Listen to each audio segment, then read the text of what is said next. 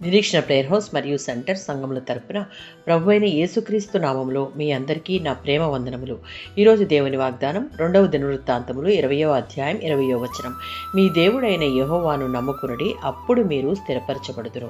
ఈ వచనం యూదా రాజైన యెహోషాపాతు పాలనలో జరిగిన సంఘటనను సూచిస్తుంది. యెహోషాపాతు కాలంలో మోయాబు, అమ్మోను మరియు శేయీరు కొండ ప్రజలు కలిసి యూదాపై యుద్ధం చేయడానికి వచ్చారు. ఈ వార్త విన్నప్పుడు యెహోషాపాతు భయపడ్డాడు. కానీ వెంటనే దేవుని వైపు తిరిగి ప్రార్థన మరియు ఉపవాసాన్ని ప్రకటించాడు.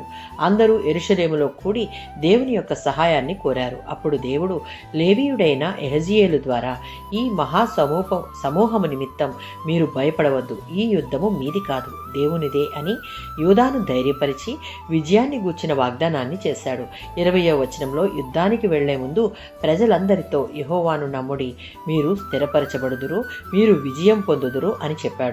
యెహోవాను నమ్ముడి, మీరు స్థిరపరచబడుదురు అనగా ఇది విశ్వాసానికి పిలుపు.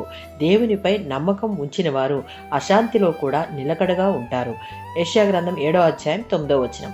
దేవుని యందు నమ్మకం లేని వారు నిలబడలేరు అన్నది సత్యం. కనుక విశ్వాసులంగా మనం దేవునిని సంపూర్ణంగా నమ్మేవారంగా ఉండాలి. 2వ దినవృత్తాంతములు 20వ అధ్యాయం 21 నుంచి 22 వచనాలలో ముందుగా భయపడిన యెహోషాపాతు దేవుని వాగ్దానం ద్వారా బలపడి దేవుని యందు స్థిరమైన విశ్వాసముంచి యుద్ధానికి వెళ్లే సైన్యంలో ముందుగా గాయకులను ఉంచి దేవుని ఘనంగా స్వరమెత్తి స్తుతించారు.